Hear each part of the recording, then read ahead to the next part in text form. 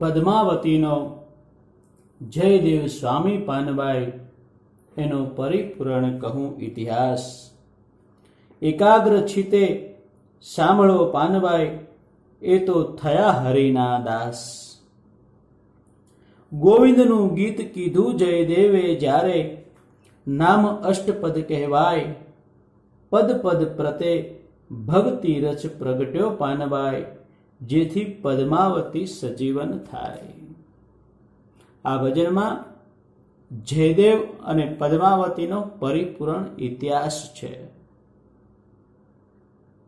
એવો ઇતિહાસ છે કે જેના પગલે પગલે ચાલવાથી આપણું કલ્યાણ થાય છે.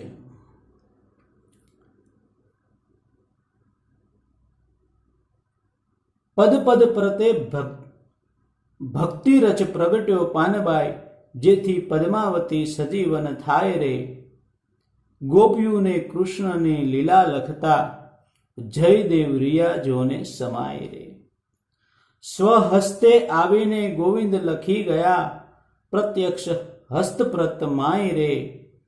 ભાઈ રે એવી રે ભક્તિ ચાનામાં ચાની પાનબાઈ, જો હું કહું છું તે સમજાય રે. ગંગા સતી બોલ્યા તો જીવ મટીને ગોવિંદ રૂપ થાય રે.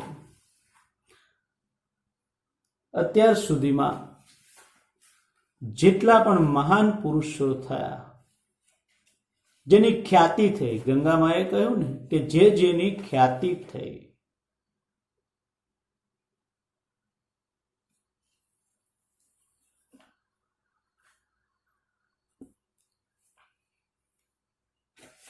એ જે લોકોની ખ્યાતિ થઈ એમના પગલે પગલે ચાલવાથી આપણું કલ્યાણ થાય છે.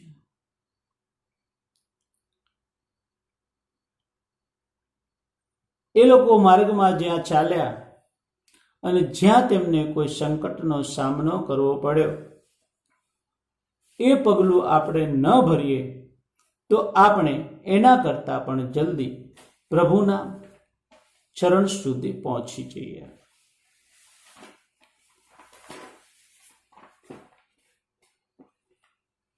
તો આપણે વાત કરીએ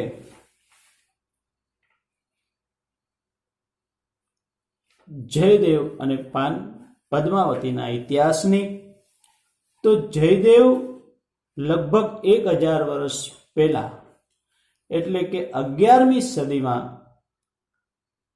બંગાળમાં કુંદુવાલી ગામમાં થઈ ગયા. વિસ્તારથી વાત કરીએ તો કુંદુવલી ગામમાં એક બ્રાહ્મણ દંપતી જે કૃષ્ણ ભક્ત હતા અને કૃષ્ણ ભક્તિમાં લીન રહેતા, એકદમ ગરીબ બ્રાહ્મણ, એમના ઘેર જયદેવનો જન્મ થયો.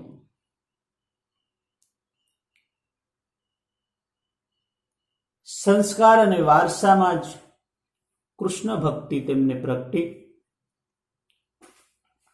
માણ 4-5 વર્ષના થયા છે ત્યાં પિતાની છત્ર છાયા ગુમાવી અને થોડો કાળ વીત્યો ત્યાં માતાની પણ છત્ર છાયા ગુમાવી. પણ સંસ્કારમાં હરિભક્તિ, ગોવિંદની ભક્તિ સમાઈ હતી. તેથી તે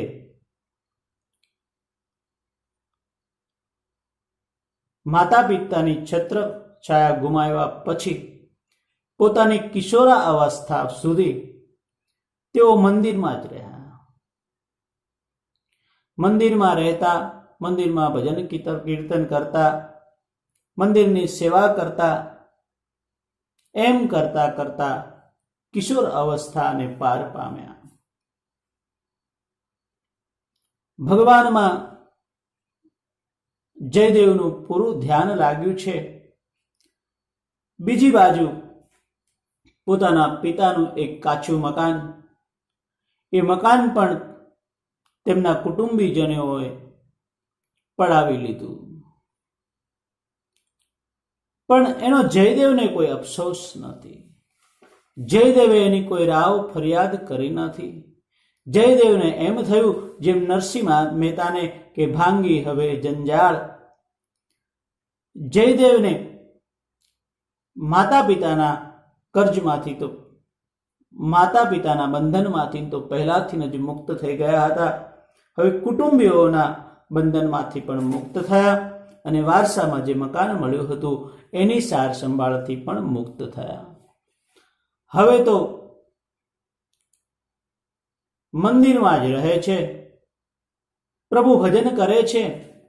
નવા નવા સંતો મંદિરમાં આખ્યાન કરવા માટે આવે છે, કોઈ વ્યાખ્યાઓ કરે છે, કોઈ કથાઓ કરે છે અને ગીત ગોવિંદ ધ્યાનથી સાંભળે જાય છે. હવે એમાં અવારનવાર સંતોના મુખે જગન્નાથપુરીમાં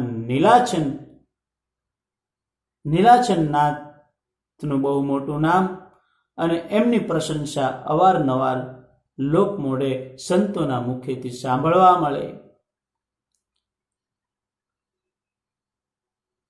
અવારનવાર નીલોચનનાથની પ્રશંસા સાંભળતા જયદેવને એમ થયું કે મારે પણ નીલોચનનાથના દર્શન કરવા જોઈએ, મારે પણ જગન્નાથ જવું જોઈએ. અને એકવાર એણે મન મક્કમ કર્યું, દ્રઢ કર્યું અને તેઓ નીકળી પડ્યા જગન્નાથપુરીના રસ્તે. એક ગામ, બીજું ગામ, ત્રીજું ગામ, એક પછી એક જંગલો પાર કરતા કરતા કરતા કરતા તેઓ જગન્નાથ જવા માટે નીકળ્યા છે. ચાલ્યા જાય છે. માર્ગમાં ગાઢ જંગલ આવ્યું છે અને તે જંગલમાં જયદેવ ભૂલા પડ્યા છે. એવા તો ભૂલા પડ્યા કે કોઈ બાજુ માર્ગ મળતો નથી. એક બાજુ પાણીની તરસ એવી લાગી છે કે પાણી દેખાતું નથી. એ સમયે ભગવાન ગોપનાથ એક સાધુનો વેશ ધરીને આવ્યા. જયદેવને જળ પાયું છે. પછી જયદેવને પૂછ્યું કે દીકરા, તારે ક્યાં જવું છે? ત્યારે જયદેવે કહ્યું કે પ્રભુ, મારે નીલોચનનાથના દર્શને જગન્નાથપુરીમાં જવું છે. સાધુએ કહ્યું કે ચાલ બેટા, હું પણ એ બાજુ જાઉં છું, તને જગન્નાથ સુધી મૂકી જાઉં. અને ભગવાન ગોપનાથે જયદેવનો હાથ પકડીને જગન્નાથપુરી સુધી મૂકી ગયા. ત્યાંથી તેણે નીલોચનનાથનો રસ્તો બતાવ્યો અને તેઓ પોતાની રીતે અદ્રશ્ય થયા. જયદેવ નીલોચનનાથના ચરણમાં ગયા છે, તેમના દર્શન કર્યા છે અને ગદગદિત થયા છે. અવારનવાર નીલોચનનાથની કથાઓ સાંભળે છે અને તેણે જગન્નાથપુરીમાં રહેવાનું જ મન બનાવી લીધું છે. હવે તે એક વટવૃક્ષની નીચે પોતાનું આસન નાખીને રહે છે.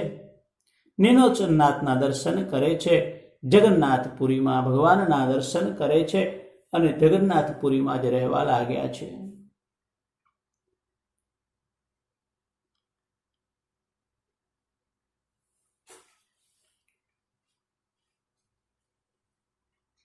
એકવાર વૃક્ષની નીચે બેઠા જયદેવ પ્રભુનું ચિંતન કરે છે, પ્રભુના ભજન કરે છે અને અનાયાસે જ એવી સમાધિ લાગી જાય છે કે સમાધિમાં ને સમાધિમાં તેઓ કૃષ્ણના રૂપના દર્શન કરે છે. કૃષ્ણની રાસલીલાના દર્શન કરે છે. કૃષ્ણનું અદ્ભુત સૌંદર્ય જોવે છે, કૃષ્ણની અદ્ભુત ઐશ્વર્ય લીલા જોવે છે. એવા તે મગન થઈ ગયા કે કેટલાય દિવસ સુધી સમાધિમાં રહ્યા.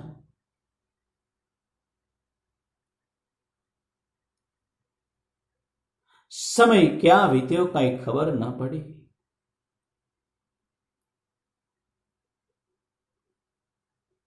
જેમ ભગવાન શંકરે નરસિંહ મહેતાને રાજલીલા બતાવી હતી અને નરસિંહ મહેતાનો હાથ સળગ્યો પણ નરસિંહ મહેતાને ખબર નહોતી, એમ આજ જયદેવને રાસ પ્રભુની લીલા જોતા એવા તો સમાધિમાં સમાયા કે તેને કેટલા દિવસો વીત્યા તેનું ભાન ન રહ્યું.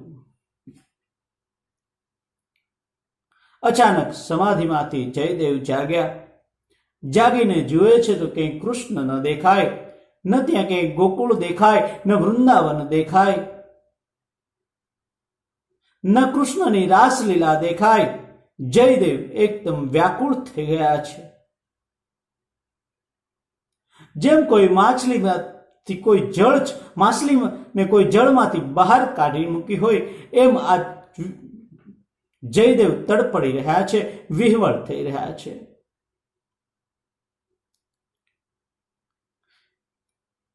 જયદેવને કૃષ્ણની લીલા, કૃષ્ણનું રૂપ એને જાગૃત અવસ્થામાં જોવું છે. કૃષ્ણ કૃષ્ણ પુકાર કરે છે અને ફરી પાછું એ જ રાસલીલા, એ જ ભગવત લીલાને નિહાળવા માટે તલપાપડ થઈ રહ્યા છે. અને આ વ્યાકુળતામાંથી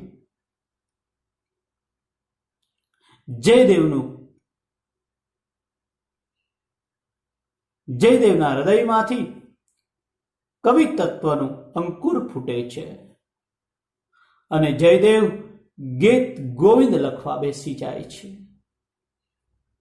ગંગા સતીએ જે ભજનમાં વર્ણન કર્યું છે ને કે ગીત ગોવિંદ ગીતના અષ્ટપદ રચ્યા, તે અષ્ટપદની રચના કરવા લાગી જાય છે. એક પછી એક ભગવાનની લીલા તેઓ યાદ કરતા જાય છે અને પોથીમાં ઉતારતા જાય છે. એ મનમોહક ભગવાનનું રૂપ તે કલમથી પોથીમાં ઉતારવા લાગ્યા છે. બીજી બાજુ જગન્નાથપુરીમાં એક બ્રાહ્મણ રહે અને એને એક પુત્રી જે 12 વર્ષની હતી. એ બ્રાહ્મણને રાત્રે સ્વપ્નમાં ભગવાન આવ્યા અને ભગવાને બ્રાહ્મણને કહ્યું કે હે બ્રાહ્મણ પણ અતિ ભક્તવાદી હતો, ભગવાનને માનનારો હતો, તે પણ કૃષ્ણ ભક્ત હતો. બ્રાહ્મણને કહ્યું કે હે બ્રાહ્મણ, જો તું તારું અને તારી પુત્રીનું કલ્યાણ ઈચ્છતો હોય તો પુરીમાં એક વટવૃક્ષની નીચે જયદેવ નામનો બાળક બેઠો છે, તારી પુત્રી એને પરણાવ.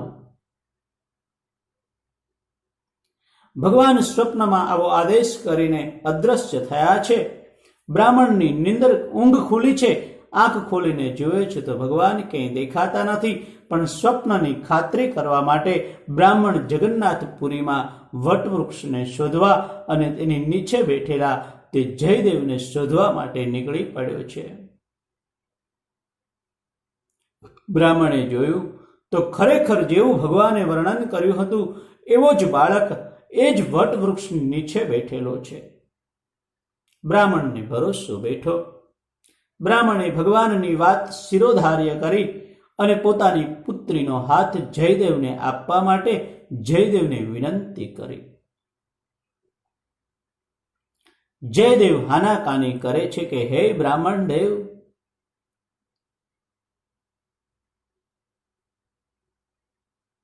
તમને ભ્રમ થયો હોય એમ લાગે છે. હું કોઈ પણ રીતે તમારી પુત્રીને પરણી શકું એવી લાયકાત ધરાવતો નથી. હું મા બાપ વિહોણો એકદમ અનાથ છું. મારી પાસે કોઈ માયા કે મિલકત નથી. હું તમારી પુત્રીને ક્યાં રાખીશ? હું તમારી પુત્રીને શું ખવડાવીશ? તમારી પુત્રી મારી સાથે સાથે ક્યાં ભટકશે? જયદેવ બ્રાહ્મણને ઘણું સમજાવે છે, પણ બ્રાહ્મણ પાકો ગોવિંદ ભગત છે. તેણે એકનો બે ન થયો અને પોતાની પુત્રી જયદેવને પરણાવી. પદ્માવતી પણ એવા જ સંસ્કારી કે જયદેવને ભક્તિ રૂપમાં બાધા બનવાને બદલે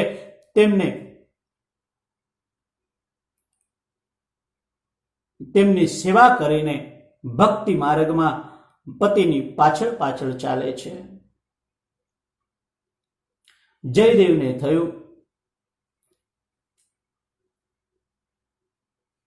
કે પદ્માવતી મારી સહાયક બની પ્રેમથી સેવા કરે છે,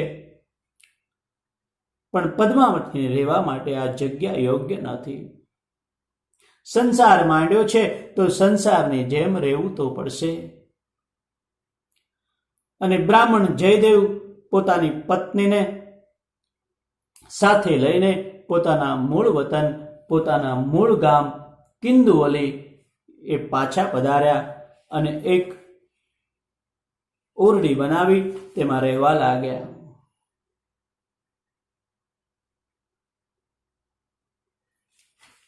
બંને પતિ પત્ની સુખેથી રહે છે, પ્રભુની ભક્તિ કરે છે અને ગોવિંદ ગીતનો વિસ્તાર કરતા જાય છે. જયદેવ ગોવિંદ ગીત લખતા જાય છે, પ્રભુના ભજન ગાય છે, પ્રભુનો ભજનનો પ્રચાર કરતા જાય છે. એમ કરતા કરતા ઘણો સમય વીત્યો. એક સમયે જયદેવને એવો વિચાર આવ્યો કે મારે જાત્રા કરવા જવું છે. અને તેઓ પદ્માવતીને ગામમાં મૂકી પદ્માવતીને ઘર સાચવવા માટે રાખી અને પોતે જાત્રા માટે નીકળ્યા. એક ગામથી બીજા ગામ, બીજા ગામથી ત્રીજા ગામ, આમ જ્યાં જ્યાં રાતવાસો કરે છે ત્યાં સત્સંગ કરે છે. બધાના હૃદયમાં જયદેવ વસી જાય છે. બીજે દિવસે સવારે ગામ લોકો તેને રજા આપે છે. વળી પાછા જયદેવ સાંજ પડે કોઈ બીજા ગામમાં રોકાય છે. આમ કરતા કરતા એક નગરમાં પ્રવેશ્યા, જ્યાં સત્સંગ કરતા રાજાનો કુંવર યુવરાજ જયદેવથી પ્રભાવિત થયો. જયદેવનો સત્સંગ એ યુવરાજને ખૂબ પસંદ આવ્યો. યુવરાજે ઘણી બધી ભેટ આપવાની વાત જયદેવને કરી. જયદેવે હાનાકાની કરી, પણ યુવરાજ એકનો બે ન થયો. યુવરાજ એકનો બે ન થતા જયદેવ તેના પ્રેમને વશ થઈને જયદેવે તે ભેટ સોગાદને સ્વીકારી લીધી. હવે જ્યારે યુવરાજે આટલી બધી ભેટ સોગાદ આપી, ત્યારે ગામમાં બે ચાર લૂંટારુઓ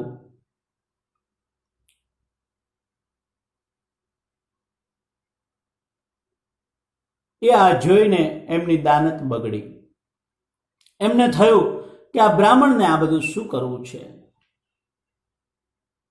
આજે આ બ્રાહ્મણને આપણે લૂંટી લઈએ અને આપણું કલ્યાણ કરી લઈએ. કે જો આટલી રાશિ, આટલું ધન આપણે લૂંટી લઈએ તો આપણે ઘણા વર્ષો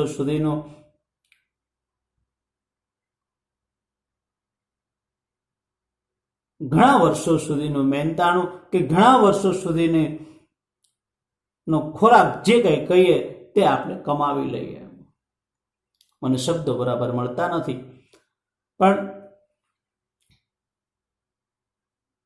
આમ વિચાર કરીને તે દુષ્ટ લોકો સવારે જ્યારે બ્રાહ્મણને વિદાય આપી ત્યારે બ્રાહ્મણની પાછળ પાછળ એ લોકો ચાલ્યા. એક અંતરિયાળ વગડામાં આ લૂંટારુઓએ બ્રાહ્મણને પકડી અને લૂંટી લીધો. બ્રાહ્મણના હાથ પગ કાપી એક સીસરા કૂવામાં એટલે કે હોંકળામાં ફેંકી દીધો.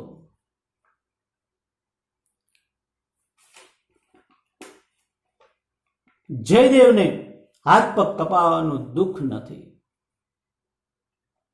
એને દુઃખ એ વાતનું થયું કે આ માયાને મેં હાથ લગાડ્યો જ કેમ.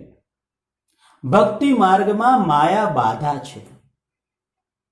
આજે આપણે બધા ભક્તિ એટલે કરીએ છીએ કે માયા આપણી પાસે આવે, રાત્રોરાત ઘરમાંથી આશ્રમ બની જાય, ભાઈઓ મિટાવીને ગુરુભાઈ બની જાય.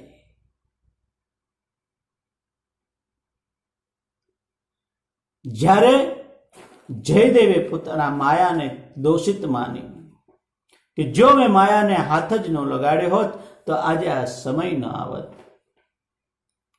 કાંઈ નહીં, મનમાં એમ વિચાર્યો કે કશો વાંધો નહીં, માયા છૂટી તો હવે હરિભજન કરીશું. અને તે હોકળામાં જ એણે ગીત ગોવિંદ અને ગોવિંદના યશ ગાવાનું ચાલુ કર્યું. ભજન ગાવા માંડ્યા, ભગવાનનું રટણ કરવા લાગ્યા. હોકળામાંથી પ્રભુનો રણકાર બહાર આવે છે. અને એ જ સમયે ગોળ દેશના નરેશ પોતાના કાફિલા સાથે ત્યાંથી પ્રચાર થયા. તેણે આ પ્રભુ ભજનનો રણકાર સાંભળ્યો. તેને થયું કે આ વગડામાં કોણ ભજન ગાય છે. તેમના માણસોને તપાસ કરવા મોકલ્યા તો જોવે છે તો એક હોકળાની અંદર જયદેવ પડ્યા છે, હાથ પગ કપાયેલા છે અને પોતે હરિભજનમાં લીન છે. ગોળ નરેશ દોડીને ત્યાં જાય છે, જયદેવને હોકળામાંથી બહાર કઢાવે છે અને જયદેવને પૂછે છે કે બ્રાહ્મણદેવ, તમારી આ હાલત કોણે કરી છે? ત્યારે જયદેવ પેલા લૂંટારાઓનો દોષ નથી દેતો. તે પોતાનો જ વાંક કાઢે છે, પોતાની જ ભૂલને બતાવે છે. પણ રાજા બધું પામી ગયા. રાજાએ ઘણી આજીજી કરી, પણ જયદેવ એકનો બે ન થયો. લૂંટારાઓ વિશે કંઈ બતાવવા તૈયાર નથી. રાજા અંદરથી અતિ પ્રસન્ન થયા. રાજાને થયું કે આ બ્રાહ્મણ દેવને મારા મહેલમાં લઈ જાઓ તો મારો મહેલ પાવન થઈ જાય. તેઓ મહેલમાં લઈ ગયા, તેમના હાથ પગનો ઈલાજ કરાવ્યો અને જે ઘા હતા એ રૂજાણા, પણ હાથ પગ નથી. હાથ પગ તો કપાઈ ગયા, એ કપાય જ ગયા. પણ બ્રાહ્મણની બુદ્ધિ કૌશલ્ય, બ્રાહ્મણની ભક્તિ અને બ્રાહ્મણની ઈમાનદારી જોઈને રાજાને એમ થયું કે આ બ્રાહ્મણ જયદેવને હું મારો મુખ્યમંત્રી બનાવું. અને રાજાએ બ્રાહ્મણને મુખ્યમંત્રી બનાવ્યો. હાથ પગ વગરના જયદેવ રાજકારભાર સંભાળે છે. રાજ્યમાં સુવાસ ફેલાણી છે. પછી જયદેવને એમ થયું કે હવે પદ્માવતીને અહીં તેડાવી લઉં અને પદ્માવતીને સમાચાર મોકલી, સૈનિકોને મોકલી અને પદ્માવતીને ત્યાં ગૌડ રાજ્યમાં બોલાવી લીધા છે. પદ્માવતી રાણીની સેવામાં લાગી ગયા છે. પતિ પત્ની રાજ્યની સેવા કરે છે અને પોતાના જીવન નિર્વાહ પૂરતું જ મહેનતાણું લે છે, નયો પૈસો લેતા નથી. આપણે કહીએ છીએ ને કે ભક્તિ કરવી હોય તો કામ કરતા પણ થાય. ભક્તિ કરવી હોય તો હરતા ફરતા ધંધો બિઝનેસ કરતા પણ થાય, ઘરમાં રહીને પણ થાય, ગમે ત્યાં રહીને ગમે તે સંજોગોમાં થાય. એ બધાના જવાબ આ કથામાં છે કે સંપૂર્ણ ભક્તિ કરવી હોય તો ક્યાં ક્યાં ન રહેવું, કઈ કઈ ભૂલ ન કરવી.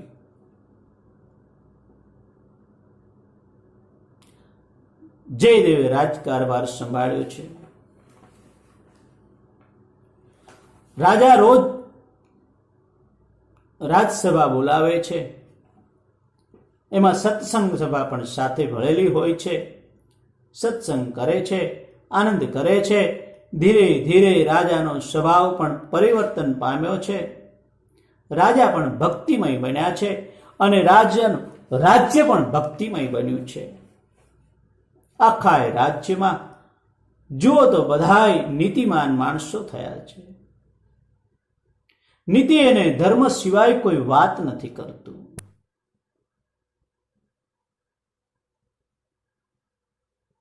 એક વખતની વાત છે, આ બાજુ રાણી પણ પોતાના મહેલમાં સત્સંગ કરે છે અને યોગ્ય લાગે ત્યાં પદ્માવતી આમ તો ગંભીર રહે છે, પણ છતાં યોગ્ય લાગે ને રાણી પદ્માવતીને કંઈક પૂછે છે અને પદ્માવતી સંતોષકારક જવાબ આપે છે. રાજની રાણી તો ઠીક, રાણી ની સાથે સાથે દરેક સ્ત્રીઓ પદ્માવતીને આદર અને માન આપે છે. એકવાર રાજાએ એક મોટી સંત સભા ભરી. અલગ મલકના સાધુઓ આવ્યા છે, સંતો આવ્યા છે.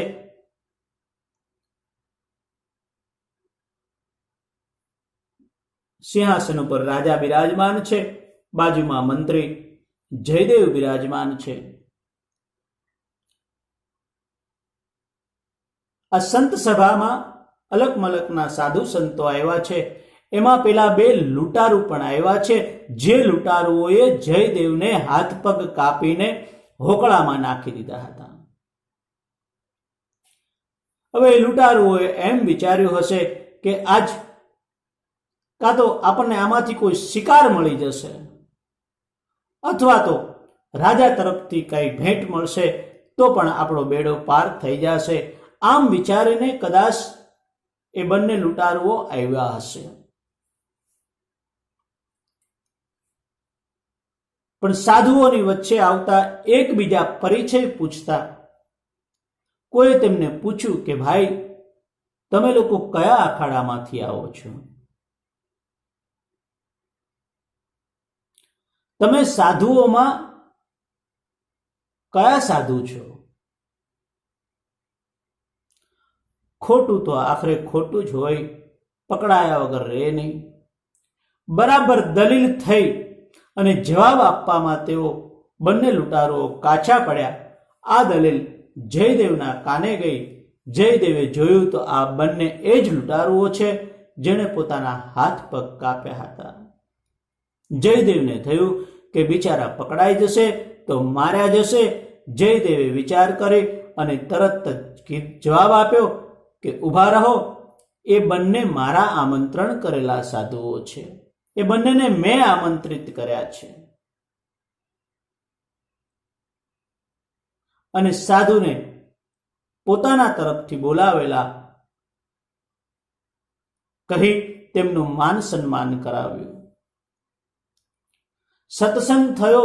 સત્સંગમાંથી સાધુઓએ વિદાય લીધી. ત્યારે જયદેવે એમ વિચાર્યું કે આ લોકોને જો પૂરું ધન મળે તો એ આ લૂંટના ધંધાથી દૂર થઈ જાય અને કદાચ તેઓ સુધરી જાય તો એમનું જીવન સુધરી જાય તો એમનો બેડો પાર થઈ જાય. એટલે એમણે રાજાને કહીને તે બંને લૂંટારુઓને અઢળક ધન અપાવ્યું. અને એ ધન કોઈ બીજા લૂંટારુઓ એની પાસેથી લૂંટી ન જાય એ માટે 2-4 સૈનિકો એમની સાથે મોકલ્યા.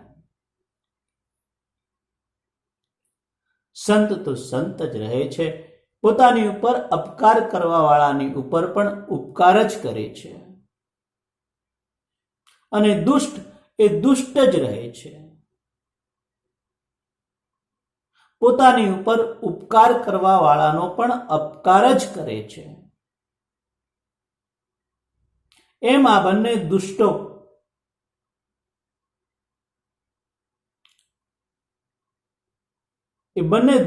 પણ જયદેવનો ઉપકારને ગણતા નથી, ઉપરથી તેમની નિંદા કરે છે. માર્ગમાં ચાલતા ચાલતા સૈનિકો સાથે વાત કરે છે કે આ મંત્રીને તમે જેને બેસાડ્યો છે એ મંત્રી વિંધ્યાચલ દેશના રાજાનો મહામંત્રી હતો. રાજાને મારવા માટેનું ષડયંત્ર રચ્યું હતું. ષડયંત્રમાં રાજા પાછે મંત્રી પકડાઈ ગયા અને રાજાએ એને મારવા માટે અમને જ હુકમ કર્યો હતો. અમને એના પર દયા આવી એટલે અમે એને માર્યો નહીં અને તેના હાથ પગ કાપીને અમે એને હોકળામાં નાખી દીધો. હળાહળ છૂટું, એક શબ્દ સાચો નથી. દુષ્ટ પોતાની દુષ્ટતા છોડે નહીં, પણ કુદરત એ ચાખી લે નહીં. જ્યારે તેઓએ જયદેવની નિંદા કરી આકાશમાંથી કડાકો થયો, ધરતી ફાટી અને બંને લૂંટારુઓ ધરતીની અંદર કોષો સુધી અંદર ગરકાવ થઈ ગયા. જમીન પાછી હતી એમનેમ થઈ ગઈ. બંને લૂંટારુઓ જમીનમાં દબાઈ ગયા. સૈનિકો સમજી ન શક્યા કે આ શું થયું, આ કેવી રીતે બન્યું. એક પળમાં તો કડાકો થયો, જમીન ફાટી અને બંને લૂંટારુઓ જમીનની અંદર.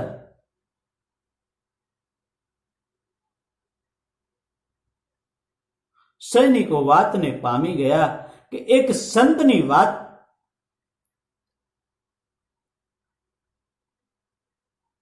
એક સંતની નિંદા કરી, જેથી ભગવાને તેને એનું ફળ આપ્યું છે. સૈનિકો જયદેવના યશગાન કરતા કરતા કરતા પાછા રાજમહેલે આવ્યા છે અને રાજાને વાત કરે છે કે મહારાજ, આજ તો આવું બની ગયું. રાજાને જયદેવ ઉપર માન ઉપજે છે. રાજા પણ ગળગળા થઈ જાય છે. પણ જયદેવની આંખમાંથી આંસુ સરી જાય છે. જયદેવને પસ્તાવો થાય છે. કેવો પસ્તાવો થાય છે કે જયદેવ વિચારે છે કે અરે રે, મારા કારણે આ બંને માણસોને જમીનમાં દફનાવવું પડ્યું. મારા હિસાબે આ બંને અકાળે મૃત્યુ પામ્યા. એક સંતની વલોપાત થાય છે. સંતમાં અને દુષ્ટમાં આટલો જ ફેર હોય છે. આપણે આવા ચમત્કારનો મોકો જોતા હોઈએ છીએ. આપણી સાથે જો કોઈ આવો ચમત્કાર બન્યો હોય, આપણી કોઈ નિંદા કરતું હોય અને કોઈની સાથે આવું બન્યું હોય તો આપણી છાતી ફૂલાઈ જાય છે. અને કદાચ ન બન્યું હોય તો આવી વાર્તાઓ આપણે ઉપજાવી કાઢીએ છીએ અને સમાજમાં પૂજાવાની કોશિશ કરીએ છીએ. કેમ સમાજ તમને પૂજે, કેમ સમાજ તમને નમે.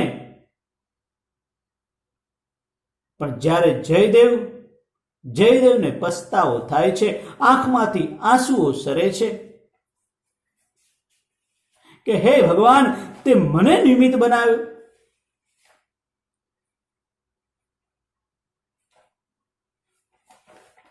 બિચારા લઈને શું લઈને જતા હતા? થોડું ધન લઈ જતા હતા. એના છોકરાઓ ખાત, બાયુ ખાત, એનું પરિવાર ચાલત તો શું બગડી જવાનું હતું? મારા કારણે આજ બંને અકાળે મૃત્યુ પામ્યા. જયદેવના હૃદયમાંથી સાચો પસ્તાવો નીકળ્યો છે. આંખોમાંથી આંવળાની ધારું થાય છે.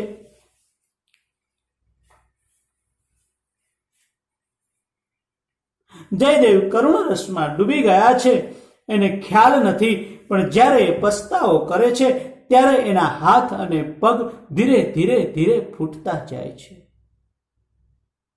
જેમ સંપાતિ અંગદ અને હનુમાનજીને ભક્તિનો માર્ગ બતાવે છે, સીતાનો માર્ગ બતાવે છે, સમુદ્ર ઓળંગવાની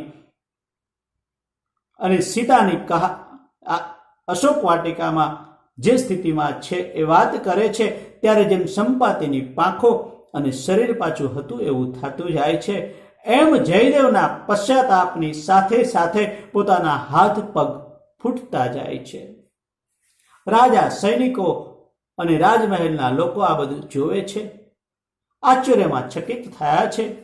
જયદેવને ખબર નથી, જયદેવ તો પશ્ચાતાપમાં ડૂબેલા છે. જ્યારે જયદેવ સ્વસ્થ થાય છે ત્યારે રાજા કહે છે કે જયદેવ, તમે પશ્ચાતાપ ન કરો. પ્રભુએ તમારી ઉપર જે કૃપા કરી છે એનો વિચાર કરો. તમે જુઓ તો ખરા, તમારા હાથ પગ પાછા આવી ગયા છે. તમે જેવા પેલા હતા એવા થઈ ગયા છો. જયદેવ જુએ છે અને હરિ લીલાના ગાન ગાવા લાગે છે. આખા રાજ્યમાં ભક્તિરસ લાગ્યો છે. જયદેવની ભક્તિ અને ચમત્કારની શ્વાસ નવે ખંડમાં ફેલાણી છે. આખું રાજ્ય ભક્તિમય બન્યું છે. એમ જણાય છે કે કળિયુગમાં સતયુગ ઉતરી આવ્યો છે.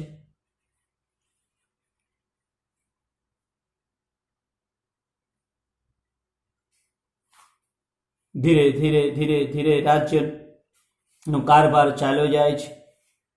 એકવાર રાણી પોતાના રાણીવાસમાં સત્સંગ કરે છે અને સત્સંગમાંથી સતીત્વની વાત નીકળી એટલે રાણી કહે છે કે સ્ત્રી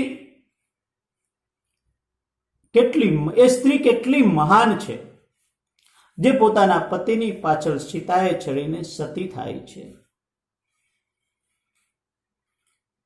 પતિ રણશૈયામાં સૂવે તો પત્નીનો શું વાક, પણ છતાંય પત્ની પોતાના પતિની પાછળ પાછળ હસતા મોઢાએ સીતા ઉપર ચડી જાય છે.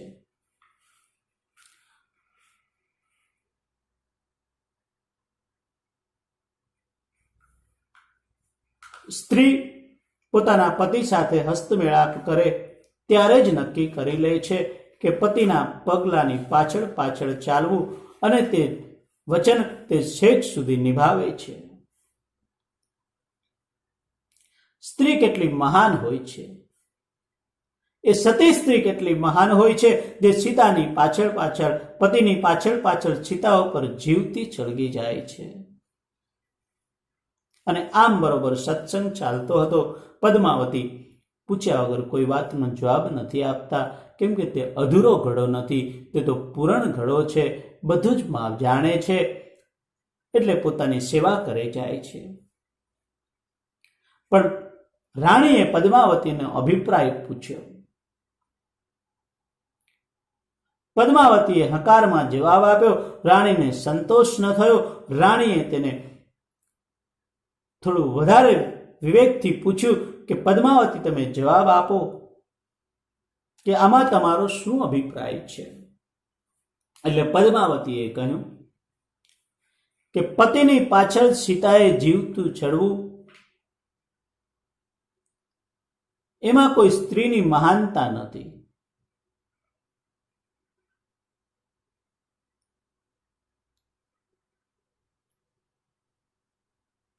પતિની પાછળ જીવતા ચડવું એ તો રિવાજોને આધીન થઈને પણ ચડવું પડે, અને એમ વિચારીને પણ ચડે કે પતિ વયા ગયા પછી મને આ લોકમાં કોણ સંઘર્ષે, મને કોણ પૂછશે, મને કોણ બોલાવશે. આવા બધા અનેક વિચારોને લઈને સ્ત્રી પોતાની પતિ પાછળ સીતાએ ચડતી હોય છે. પણ ટૂંકમાં કહું તો ખરી સતી તો એને કહેવાય કે જે પોતાના પતિના મૃત્યુના સમાચાર સાંભળતા જ પોતાના પ્રાણ છોડી દે. જેમ ભરથરીના સમાચાર સાંભળવાથી પિંગલાએ પોતાના પ્રાણ છોડ્યા હતા. રાણી કહે કે એ તો બધી કથાઓની વાત છે, એ બધી વાતો તો પુસ્તકમાં ચારી લાગે. આજના યુગમાં એ બધું શક્ય નથી. એમ તે કે પ્રાણ નીકળી જતા હોય, એકનો એક દીકરો હોય અને મરી જાય તો માના પ્રાણ નથી નીકળતા, તો પતિ મરી જાય તો પત્નીના પ્રાણ કેવી રીતે નીકળી જાય? કદાચ બનતું હશે પેલાના યુગોમાં, પણ આજના યુગમાં એ શક્ય નથી. ત્યારે પદ્માવતીએ કહ્યું કે મહારાણી, આજે પણ એવી સતીઓ હોય છે, પણ આપણને નજરમાં આવતી નથી. પદ્માવતીનો એવો કોઈ દાવો નહોતો કે હું સતી છું, પણ રાણીને વાતનું તથ્ય સમજાવવા માટે એણે કહ્યું કે આજના યુગમાં પણ એવી સ્ત્રીઓ હોય છે. આ વાત રાણીને ગમી નહીં, અને રાણીએ એ વાત બરોબર આંખમાં રાખી કે સમય આવે આને એ બતાવવું જ પડશે. અને થોડો સમય થયો એ સંજોગો આવીને ઊભા રહ્યા. રાજા અને મંત્રીને બહારના નગરમાં કોઈ કામ અર્થે જવાનું થયું અને 2-3 દિવસ તેઓ ગામમાં રોકાયા. 2-3 દિવસ પછી એઓ પાછા આવવાના હતા ત્યારે રાણીને બરોબર લાગ આવ્યો અને પેલી વાત યાદ આવી. તેણે દાસીઓ સાથે મળીને એક યુક્તિ રચી. સવારના પહોરમાં રાણીવાસમાં છે અને પદ્માવતી એની સેવા કરે છે ત્યારે એક દાસી દોડતી દોડતી આવે છે અને રાણીને કહે છે કે રાણીમાં ગજબ થઈ ગયો. રાણીમાં એકદમ પોતાના આસન ઉપરથી ઊભા થઈ જાય છે અને કહે છે કે શું ગજબ થયો? રાણીમાં મહારાજ અને મહામંત્રી બહાર ગામથી આવતા હતા જંગલમાં અને કોઈ હિંસક પ્રાણીએ હુમલો કર્યો. રાજા તો બચી ગયા, રાણીમાં પણ મહામંત્રી તે શિકારી પ્રાણીનો શિકાર બની ગયા.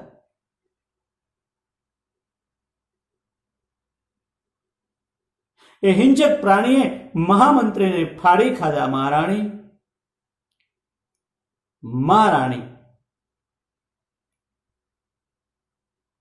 મહારાણીની વાત સાંભળીને મહારાણી અસંભવ થયો હોય એવું પોતાના મુખમુદ્રા બનાવે છે. એ જ સમયે રાણીની સેવા કરતા પદ્માવતી આ વાત સાંભળે છે અને ધડીમ કરતું તેનો દેહ જમીન ઉપર પડે છે. રાણી જુએ છે તો પદ્માવતી જમીન ઉપર ઢળી પડ્યા. પદ્માવતીને ઉઠાડવાની કોશિશ કરે છે પણ પદ્માવતી ઉઠતા નથી. મહેલમાં હાહાકાર મચી ગયો. કોઈ નાડી પારખીને કહે છે કે મહારાણી, પદ્માવતીનું પ્રાણ પંખીરતું ઉડી ગયું. રાણીનું હૃદય ફાટવા લાગ્યું. રાણી વિચારે છે કે અરે રે, આમે શું કર્યું? રાણીને તો અખતરો કરતા કરતા ખતરો આવીને ઉભો રહ્યો. પદ્માવતી તો સાચી સતી નીકળી.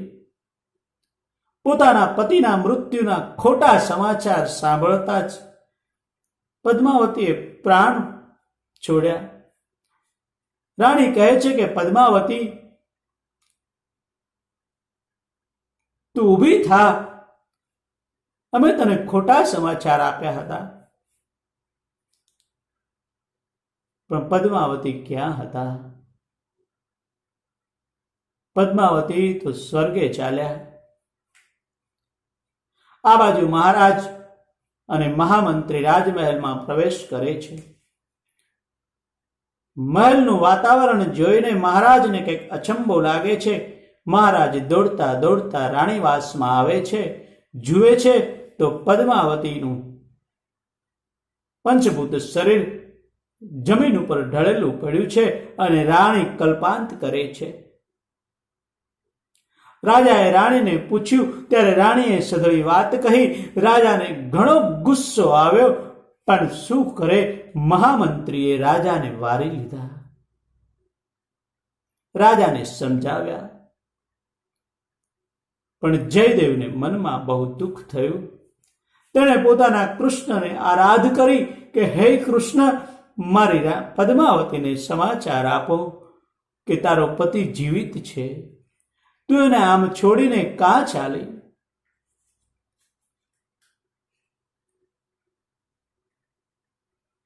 ખરા હૃદયથી જયદેવ ભગવાનને પ્રાર્થના કરે છે અને ભગવાન પદ્માવતીને પાછા મોકલે છે. પદ્માવતી આળસ મરડીને ઊભા થાય છે. આ ચમત્કાર થયો અને આખા રાજમહેલમાં આનંદની અશ્રુધારાઓ વહી. આખા નગરમાં ભક્તિ ભક્તિ ભક્તિ. જયદેવ અને પદ્માવતીનો જય જયકાર થવા લાગ્યો. પણ જયદેવને ઘણું દુઃખ થયું.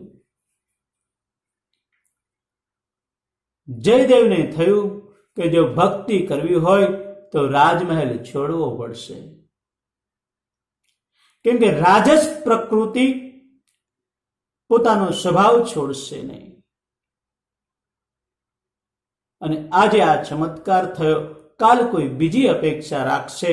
જેમ કહળસંગ બાપુએ એક વખત ગાય જીવતી કરી અને બીજી વખત એને ફરજિયાત એક રાજકુમારને જીવતો કરવાની ફરજ પડી, એમ આ રાજસ વૃત્તિ મને છોડશે નહીં, માટે મારે આ મહેલનો ત્યાગ કરવો જોઈએ. જયદેવના આ નિર્ણયમાં ભક્ત લોકો માટે આ એક જવાબ છે કે કોઈ પણ જાતની વૃત્તિમાં ફસાવું નહીં, કોઈ પણ પ્રકૃતિમાં ફસાવું નહીં. એટલે જ જેને ભક્તિ કરવી હોય, સંપૂર્ણપણે ભગવાનને જ જોતા હોય, સંપૂર્ણપણે ભગવાનમાં ભળી જવું હોય, ત્યાગ કરીને વનવાસ કરે છે. કેમ કે સંસારમાં રહીને ભક્તિ કરવી એ બહુ અઘરી છે.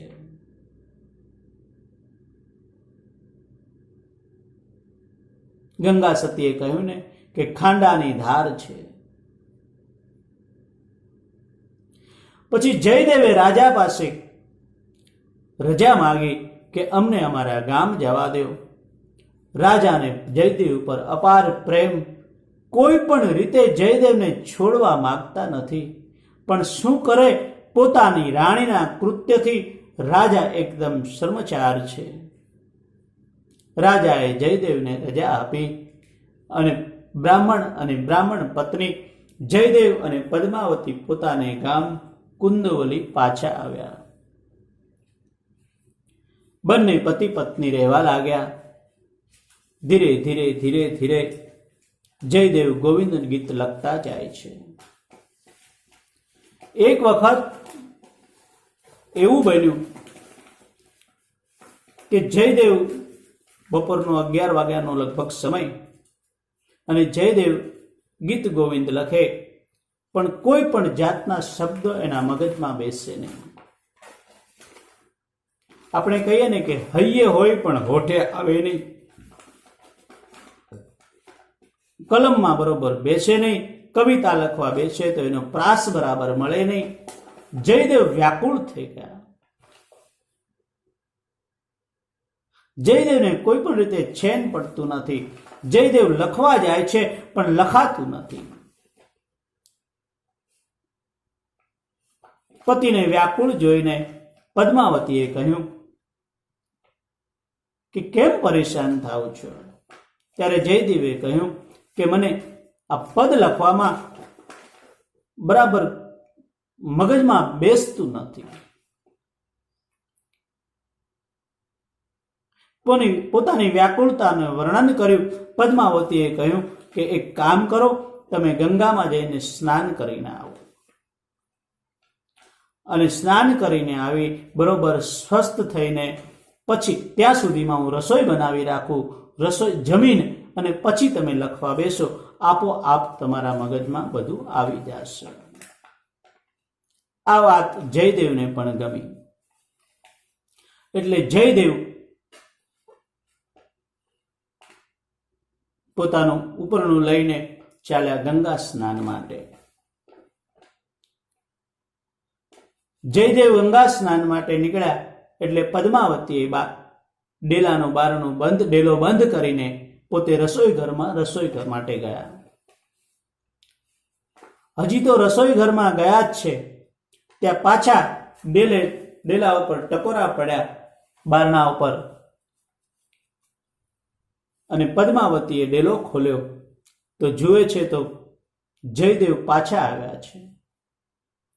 પદ્માવતીએ પૂછ્યું કે કેમ પાછા આવ્યા, તમે ગંગા સ્નાન કરવા ન ગયા? જયદેવે કહ્યું કે મને એ પદ મગજમાં આવી ગયું, જે શ્લોક બરાબર બંધ બેસતા નહોતા તે શ્લોક મગજમાં આવી ગયા. હવે જો હું સ્નાન કરવા જાઉં તો વળી પાછો ભૂલી જાઉં, એના કરતા હવે પેલા એ પદ લખી જ લઉં.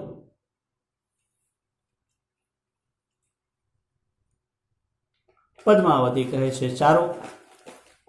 અને જયદેવજી પોતાના ઓરડામાં જઈને તે પદ લખવા બેસી ગયા. થોડી વારમાં જયદેવે પદ લખી દીધું. પોતાના ચહેરા ઉપર પ્રસન્નતા દેખાય છે. પદ્માવતીએ રસોઈ તૈયાર કરી અને રસોઈ પીરસી. જયદેવે રસોઈ આરોગી અને પોતાના ઓરડામાં આરામ કરવા માટે જતા રહ્યા. પોતાના પતિના પાત્રમાં પદ્માવતી પણ જમવા બેઠા છે અને જમીને ઊભા થયા નથી કે તરત જ ડેલા ઉપર પાછા ટકોરા વાગ્યા. પદ્માવતીને થયું કે કોઈ મહેમાન આવ્યું હશે અથવા તો કોઈ આગંતુક હશે. જઈને પદ્માવતી ડેલો ખોલે છે તો એકદમ ચોંકી જાય છે કે ગંગામાં સ્નાન કરીને ભીના કપડે જયદેવજી ડેલાની સામે ઊભા છે. પદ્માવતીને આશ્ચર્ય થયું. પદ્માવતી કહે છે કે તમે આ ભીના કપડે અહીંયા? તમે તો ગંગા સ્નાન કરવા જતા પાછા વળ્યા હતા અને તમે. પદ્માવતી કંઈ સમજી શક્યા નહીં. પદ્માવતી દોડીને તેના પતિના રૂમમાં ઓરડા તરફ ભાગ્યા. પાછળ જયદેવ ભાગ્યા. જુએ છે ઓરડામાં તો પોતાના શૈયા ઉપર મોરપીંછ પડ્યું છે. જયદેવ જુએ છે તો પોતાના ઓરડામાં પોતાની પથારીમાં મોરપીંછ. જયદેવ ટૂંકમાં બધી વાત સમજી ગયા. જુએ છે કે પોતાને અષ્ટપદ લખતા હતા તેમાં જે છેલ્લો શ્લોક હતો જે તેના મગજમાં બેસતો ન હતો તે પદ લખાયેલું હતું અને એની નીચે ખુદ ગોવિંદના હસ્તપ્રદ હતા. ગોવિંદની સહી કરેલી હતી.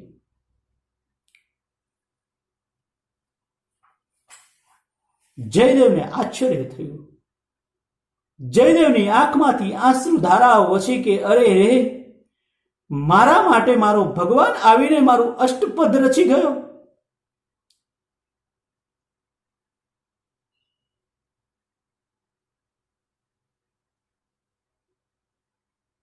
ભગવાનને મનમાં ને મનમાં, જયદેવને મનમાં ને મનમાં એટલો બધો આનંદ થયો, એટલા બધા ગદગદિત થઈ ગયા, એટલા બધા વિહવળ થયા કે એને સમજાતું નથી કે એ શું કરે. પદ્માવતીની આંખોમાંથી આંસુઓ જાય છે કે મને ભગવાને દર્શન દેવા આવ્યા, મારા હાથની રસોઈ ખાધી અને હું ભગવાનને ઓળખી ન શકી. આ બાજુ જયદેવ વિલાપ કરે છે કે અરે રે, તમે પદ્માવતીને દર્શન આપ્યા અને મને દર્શન ના આપ્યા. ધૂળ પડી મારા જીવન ઉપર. હે પ્રભુ, તમે મને દર્શન આપો, તમે મને દર્શન આપો. હે પ્રભુ, તમે મારા માટે અષ્ટપદનું 8મું પદ લખી ગયા. તમે મારા કપાયેલા હાથ પગ પાછા આપ્યા. તમે મારી પદ્માવતીને સજીવન કરી.